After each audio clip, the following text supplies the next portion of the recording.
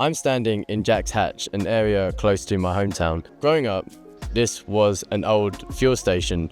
It was one of my goals to shoot it on medium format, but because I wasn't stringent enough myself and having never owned a medium format camera before, I never got to do it, and now it's a car dealership. It's a shame, but luckily, all hope is not lost. Thanks to Dehancer film emulation, I'm able to replicate what this might have looked like using my digital camera.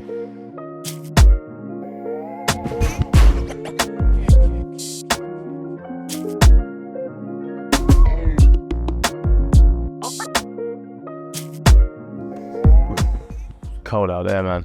So Dehancer offers loads of fantastic features in their products. It's something that I have been looking for personally for a very, very long time, and it's definitely going to take my filmmaking to the next level. Here's just a couple of features that Dehancer offers your footage to get that true film look. So first of all, there are film stocks. As it stands when I'm recording this video, there are 63 different film stocks to choose from, which is loads. If you're shooting film in 2025, you know that that'd probably cost you around £100 million just to get each individual film stock. And to have that option to flick between each one is just priceless in this day and age. Film grain. Now, the difference between noise and grain can be quite clear. Noise can be seen when you turn your ISO up on your camera and you get a very undesirable look of speckles on your footage. Whereas grain, for example, especially in Dehancer, is a way more analog and authentic look for a more nostalgic tone to your footage. Halation. Halation is a photographic effect when light expands beyond its boundaries, and it's real, it happens in film, and in the past they have taken measures to try and remove this. It can be seen more in nighttime and darker shots where there are, say, street lamps and the contrast is more visible. Film damage. This is yet another feature that I'd really like to point out, as it just adds a little bit more of an authentic quality to my footage. Now, like I said, this is something that I've been looking for so long, and so many of my clients like that warm vintage film vibe, and now I can really offer that to them, not only with the film grain, with the film stock and the print, but also with film damage. So now we can add the imperfections even further to really just add to the whole film immersive experience. Overscan. Yet another amazing option. I cannot tell you the amount of countless hours that I have spent combing through the internet, YouTube specifically, to try and find good overscans that I can just apply onto the top of my footage. And unfortunately, it's never as simple as it looks. You end up having to pay for some. They could be quite expensive for what they are. Maybe you do manage to find one off of YouTube, but then you have to apply it in a very complicated and technical way, and you end up fiddling around with it and you ask yourself, is there any reason? Now, thanks to Dehancer, not only do they offer this feature, but they give you options for it, and you can turn on or off the perforation, and of course you have different gate types, and it's just fantastic to really get the look that you desire. Vignette.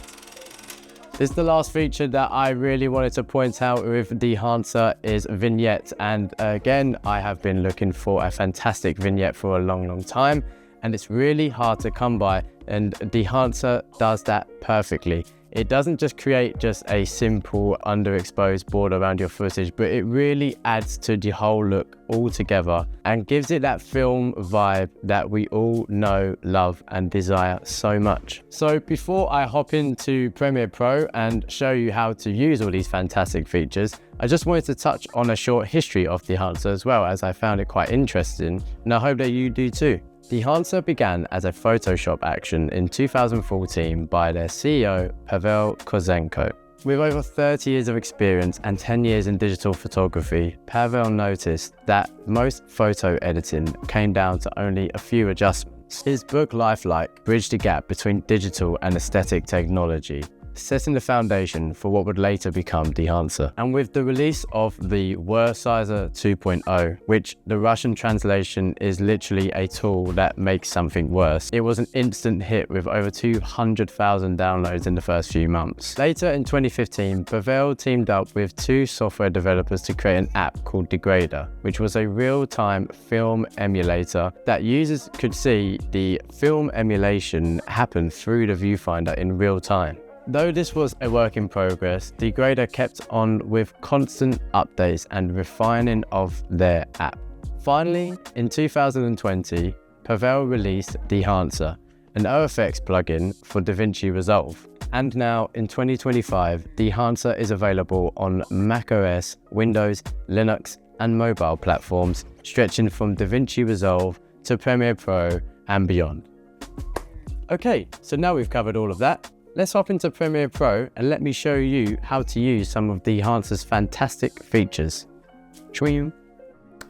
Okay, so here we are, we're in Premiere Pro. We're going to start from the very beginning. We've got our footage. We're just going to click, drag, and drop that in. Now, I shoot all of my footage in log, so I'm just going to quickly add on my base LUT here. And there we have it.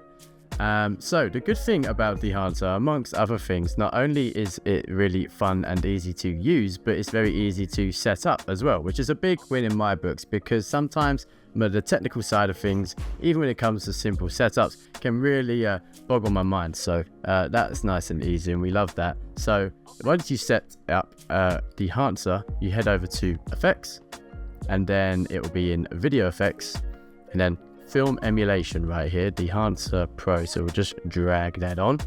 Already, as we can see, the look has changed and it looks fantastic already. So here are all of the options and it's just brilliant. So these are all your different film stocks, and as you can see, there are so many. I counted them for you right now. There's 63 as it stands, and I'm just going to show a couple of them for you right here. We've got CineSteel 800T, personally one of my favorites. We've got Fuji Color C200, which is also very nice, subtle. Fujifilm Instax, as you can see, got a way more green tint to that. I love it. Kodak Plus 200, classic, of course, one of the cheapest out there, I believe. Yeah, when I say cheap as well, you know what I mean. We've also got Kodak Portra 160, very nice. 400, really nice. 800, very, very nice indeed. Let's just have a little flick through here. Now, let me show you some of the different options that also stand on Dehancer, which is print, is very cool. You've got these different options like your film log, Fujifilm, print film. Now, I must admit, I'm not going to be super well versed on this side of things, but as you can see, it definitely makes a difference. And you got the sliders here, so you can adjust your exposure, for example, your color density, tonal contrast. You know, all of these options just really, it creates, not only if you just got 63 film stocks, but you've also got, you know, 5 prints here. You've got all the options that makes it kind of infinite, which is just fantastic. If we go over to film grain, like I said, you've got different types of film gauges as well as ISOs here. You can get a thicker grain like here, or you can go for a thinner grain. It's just fantastic. Halation, now this is probably not the best piece of footage to use because it's not particularly dark enough, but if you look over here at these bright spots in the highlights, if I click enable, it's very hard to see, but you can just about pick up the orange spots that show up, and it really just adds to that look, to the film immersive experience that we all know and love. Now bloom is another option here that I really love. As you can see, it just really is subtle, man, and that's what you want.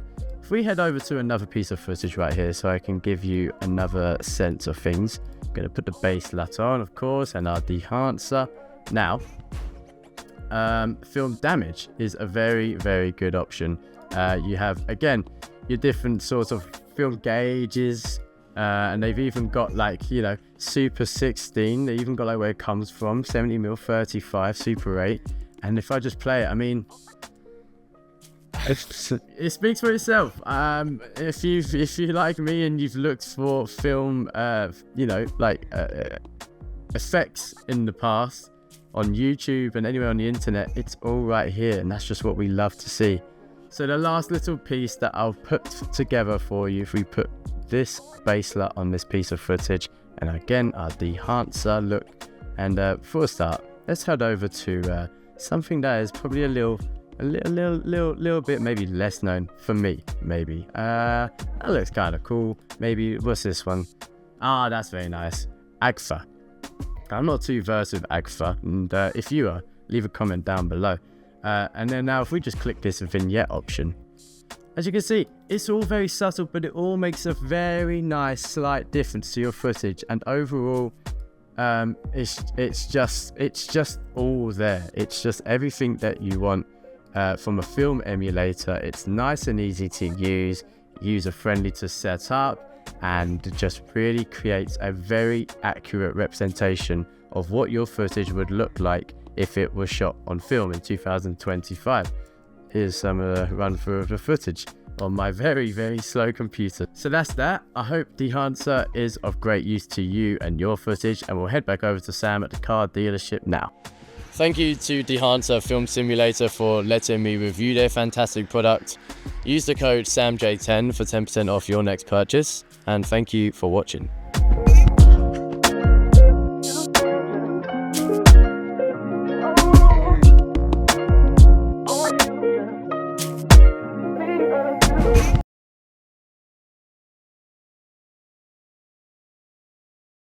All right, only 17 minutes. Ew.